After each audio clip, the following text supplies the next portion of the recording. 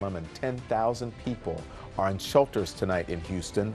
But the devastation of this storm is far from over. Harvey could dump an additional 15 inches of rain on Louisiana and Texas, bringing more catastrophic flooding before making landfall again in the next few hours, somewhere along the Texas-Louisiana border. CNN's Paul Verkaman live for us in Houston along the interstate. Paul, you're first up tonight first up at this hour. I understand that you're with volunteer rescue organizers. What's going on?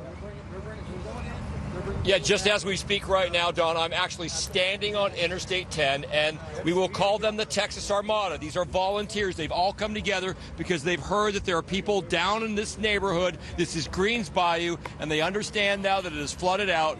And Balan Rodriguez is one of the men who organized this, so you're going to go ahead and once again, as you've done all, it seems like a week almost now, is jump right into the middle of this and try to get in there and rescue folks. Well, that's what I'm trying to do, is just rescue whoever's out here. I mean, I haven't had a chance to, rest the way I want to rest, but you know what? When I was in my neighborhood, which is North Green River and Mesa, I came with a big rig, helping people out on the way. Helped my grandmother and many others that hopped on the truck. As I was getting people out, I bumped into this man right here with a boat because nobody else was out there. There was no fire department, no police department. There was no helicopter. There was nobody there. The water was rising so fast. You know what I'm saying? God only sent this man and his other buddy. There was only 2 boats. Let me jump in right now. So, Don, as you can get the sense for, one man's got a truck. Another man, this is Bubba Bedry, he's got a boat. And I understand, if I'm not mistaken, you've probably rescued within the last 30 hours how many people? 300 to 400. 300 to 400. Describe the expressions on some of their faces. They were crying when they seen me. We're talking over here. We're making. I got you. When I drive through the neighborhood, people come out crying, just wanting help. And how do you feel when you see that somebody is saved? It's just relief, but when this was all going on, I didn't feel nothing. I just felt like I had to get more people out. Just kept going and kept going. All right, Bubba, let me try to explain more then. So, Don, right now, as we've been speaking about this, they've organized behind me, and they're basically going to launch their entire makeshift flotilla. Many of these people had never met other people in this group before, but they started using social media, talking to each other, and they found that there's a need to jump in right here. And yet another one of these volunteers, Tom Vickers, tell us what your strategy is right now. Right now, we're going to go in and we're going to basically go door to door. We're going to look at see what we can do to help anybody here. So we're basically, Paul Rodriguez is going to lead us through here. We're going to see basically everywhere we can go. Anybody needs help, we're going to load them on a boat. We're going to bring them back here and get them over to a shelter. What does it say about you Texans, and we lovingly call you the Texas Armada, that you got together and you put together this makeshift crew in the blackness here on Interstate 10 at this time of night? This is what Texans do. We help each other out. So when we got the call, you got people from all over the state that came down, from Dallas, from San Antonio, from all over Houston, everywhere in between, coming down here with their boats to help out. That's what we do. Well, we don't know how this is going to turn out. We hope that there's nobody trapped down there, but we're glad to know that somebody like you, a volunteer, and all your friends here that we can see in this picture frame are more than willing to stay up around the clock and make sure everybody's safe. I'm going to throw it back to you now, Don. That was great. So, tell those guys I said thank you. That was amazing. That was amazing, Paul Verkaman. We really appreciate them. Those are real American heroes right there. Paul Verkaman, we'll get back to you. I want to get to CNN's Martin Savage live for us. Martin is in Sugar Land, Texas. Martin, I see a whole lot of water behind you. People are having to evacuate with the clothes on their backs, and now folks are having to brace for more flooding. Is the flooding over in your area, or are they expecting another round? What are you seeing? Not by a long shot. No, there could be another round of heavy flooding because they anticipate that not until maybe Thursday in this area will the rivers really begin to crest. And they're going to be keeping an eye not just on the rivers, but the reservoirs as well. They've had problems with overflow. This community here has about, well, it's hard to say how many homes in particular, hundreds. Let's just leave it at that. Riverstone is the name of it, and it is one of those planned communities, but the water, it goes all the way back. I don't know how far you can see the light post there, but it goes about 1.5 miles to the Brazo River, and it is all flooded in the background there. Now, most of the families got out in a similar way, I guess, what Paul was showing you there. You had the pros that showed up. These are the state and local fire departments and water-trained rescue people. But then you had the civilians, those who just showed up with a boat or high-profile truck, or some people just had a high-lift kind of truck. They drove in, they floated in, but they went in, and they rescued hundreds of families that had become trapped. There was a mandatory evacuation order that had been put in place here, but it went in too late. By the time it was in effect, most of the escape routes had been cut off. So you had a lot of families, especially people with young children, that were trapped overnight in their homes. The boats were there, the teens were ready first thing in the morning, and they ran pretty much all day. The good news is just about everybody is out who wanted to get out, and the rain has stopped. And though there is a long way to go here, the fact that it's not raining is a real bonus to this community. Don? When you said it stopped, I was saying, for now, we shall see. Yeah. Martin Savage, thank you, sir. I want to get to Katy, Texas now, and that's where we find Alex Marquardt, CNN's Alex Marquardt. Alex, you were with a rescue crew and came across people who are still choosing to ride out this storm. What are you seeing tonight?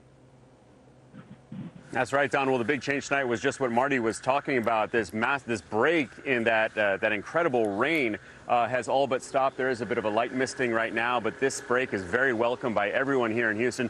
We have been in this West Houston neighborhood the entire day, and we've seen boat after boat of people being rescued coming right down here and getting off on this dry ground and heading to the security of shelters or friends and family. But as you're saying, you're absolutely right. There are a lot of people who are taking the chance to stay back there. There are a number of subdivisions back there.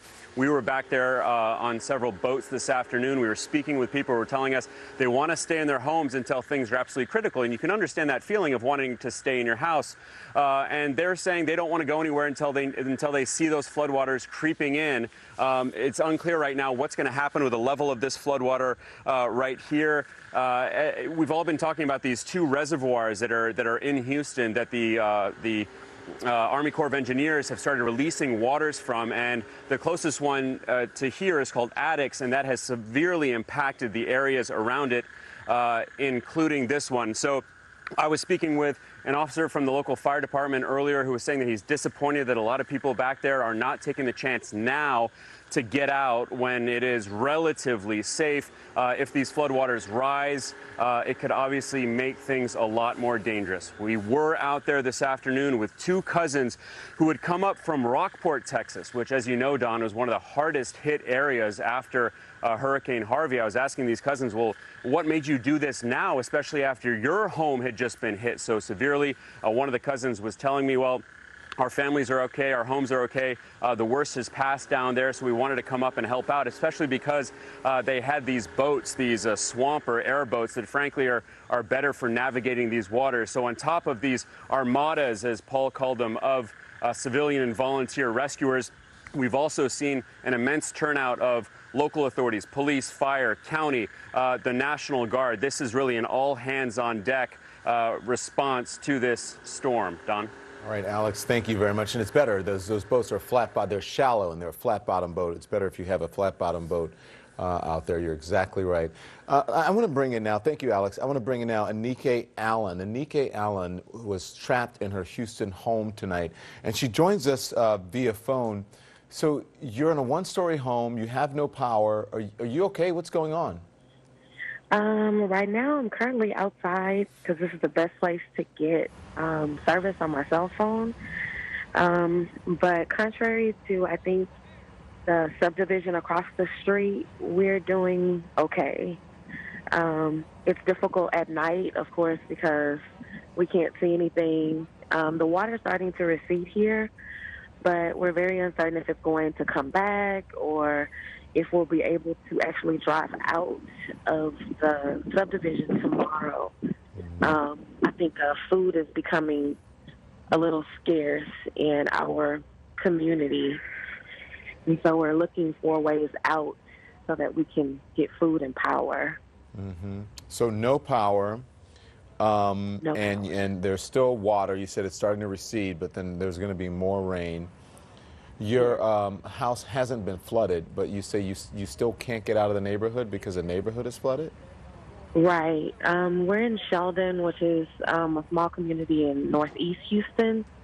And although the water's receding here, I'm literally looking at the neighborhood across the street, I can see them air flighting someone out of their home.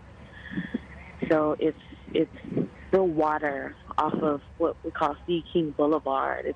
It's almost like a lake is formed within the community. You were a college student in New Orleans when Katrina hit, and you had to evacuate then. I was. Can you compare the two? Are they different storms? Is this one worse? I don't know if I can say which one is worse, but my perspective is different now. I was able to escape New Orleans, although it was the last minute, and now I'm trapped inside. Without power, I don't really know what's going on the outside, so I'm uncertain. So that's what's a little bit scary. I don't know what's going to happen until daybreak. Versus Katrina, I was able to get out of the city. It took us maybe 8 to 10 hours to go from New Orleans to Lafayette, and we were able to go home. So we're able to be of help in a different light. We feel a little bit helpless on the inside here in Houston right now. And you have kids, right? I don't have kids, but I'm with my friend, and he has 3 young nieces, and they're with us. How are they doing? Are they scared? The first night the lights went out, they were a little bit panicked. They're getting a little weary being in the house, not, really knowing what's going on. They see the helicopters. They were actually able to get, the neighbor behind us was life-flighted today for medical reasons. And so they're wondering, are we next? What's going to happen? So it's just a lot of uncertainty. Anike, thank you. Good luck to you, okay? We appreciate you joining us, and keep us updated on what's going on with you. Thank you, Don. Thank you very much. When we come back, more stories from the flood zone as the storm is about to make a second landfall in just a matter of hours.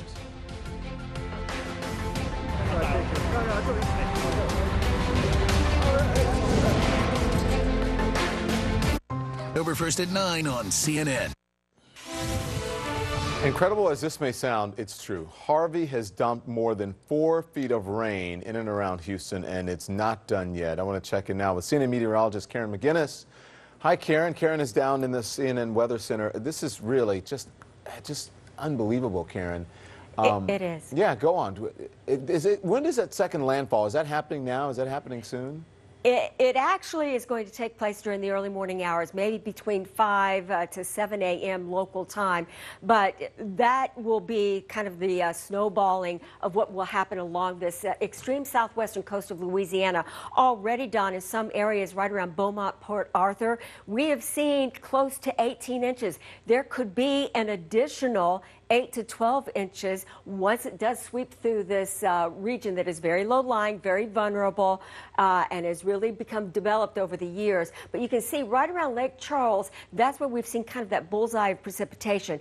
But even though the center of Harvey is still offshore, as it crosses land, it is going to move and pick up speed. Houston, I think the good news is that your rainfall, for the most part, has ended. Yes, you may see a couple of showers here and there, but now it has shifted more so into the Sabine Pass area, though, and moving up towards Shreveport, eventually headed up towards the Tennessee River Valley in the next couple of days. Now, it's not going to be at tropical storm intensity, but it is going to have that rain shield associated with it. So as we head towards the weekend up towards Memphis and Nashville, eventually towards Louisville, Don, it looks like they see the remnants of what has been this horrible Harvey that has just inundated Houston with, in some cases, almost 50 inches of rainfall. Wow. And I know you said it, but just to reiterate, you said the second landfall in the early morning hours, correct? And where do you think it's going to hit? How's it going to do it? It looks like it may be around that Sabine Pass area, right along the border between Louisiana and Texas, Beaumont, Port Arthur. They have really